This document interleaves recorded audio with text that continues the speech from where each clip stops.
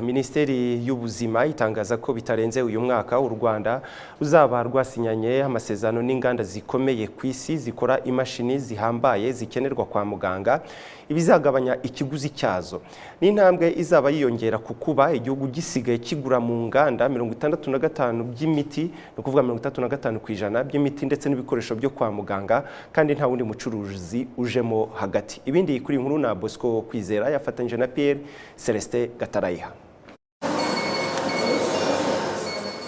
Ubuyobozi bw'ikigo cya leta gishinzwe gutumiza no gukwirakwiza imiti n'ibikoresho byo kwa muganga buvuga ko inganda zikora ubwoko bw'imiti burenga 16 harimo n'izo mu Rwanda mu karere no ku migabane inyuranye arizo zimaze kugirana amasezerano n'u Rwanda yo kuzajya ruzigurira imiti n'ibikoresho byo kwa muganga.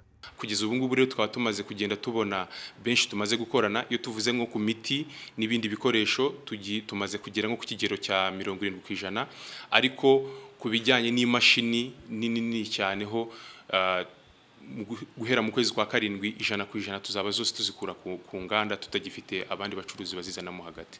Ndetse wajya no kureba ukabona ko igiciro kigabanyuka, ariko nanone dushaka ko tuzagenda muri rusange byose n'imiti tukagira 100%. Usanga bitworoheye kuko bituma tutagira icyifuzo cyo kugira imiti myinshi, kuko buriya iyo uri bukura imiti kure bituma ubika myinshi.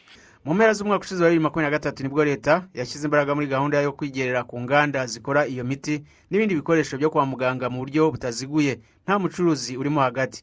Impuguke mu by'ubuvuzi Professor Steven Willis avuga ko ibi bizoroshya ikiguzi cya serivisi z'ubuvuzi, kuko hari n'igihe 10% yabaga ari amafaranga menshi ku muturage bitewe n'ibyo yakorewe. Icyambere nuko nta miti izongera kubura, ubundi imiti hazaga mike ijyanye n'abantu barangura. Ubu iyo ugereye ku ngana no kuvuga imiti yose yaburaga mu Rwanda izaba ihari. Ikindi cya kabiri nuko iyo ukuyeho nk'abakomisiyoneri niba ariko nabyita, ibiciro biragabanuka cyane. Urumva igiciro umuntu yishyuraga n'uwaba ufite mituweli 10% y'umuti uhenze yabaga ari menshi. Ubu rero nukuvuga ko ibiciro bizagabanuka kandi imiti myinshi izaboneka ahantu hose. Umuyobozi w'urugaga rw'abikorera batumiza imiti n'ibikoresho byo kwa muganga Dr. Abed Ushimimana nawe avuga ko batangiye kwishyira hamwe kugira ngo nabo barebe uburyo bakwegera izo nganda.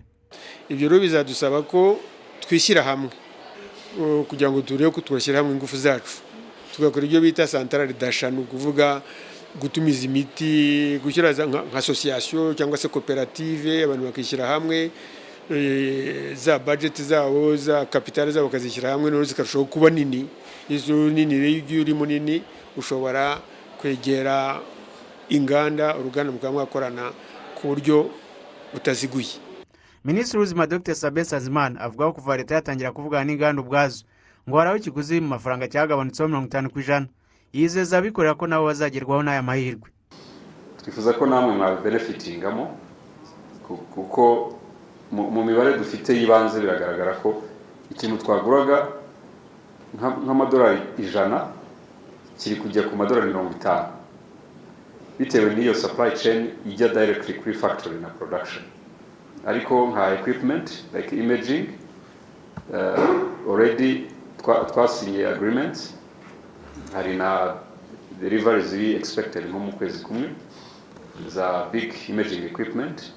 Niba hari abazikeneye za CMs, za mobile x-rays n'ibindi, twifuza yuko namwe na benefitinga muri izo avantage.